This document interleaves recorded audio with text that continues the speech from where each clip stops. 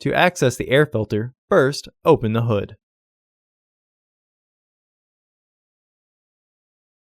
The air filter is located here. Disengage the fasteners. Use a Phillips head screwdriver to loosen the air hose clamp. Pull the air hose back to disengage it with the filter housing. Tuck it if needed. Pull the housing back towards you to disengage the tabs from their catch. Remove the old filter from the housing. Insert your new filter into the housing.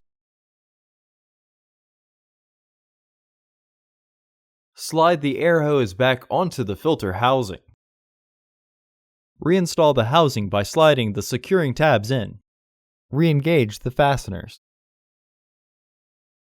Retighten the hose clamp. Close the hood. Order your parts today at filterheads.com. Also, please like our video and subscribe to our channel so you won't miss any new content.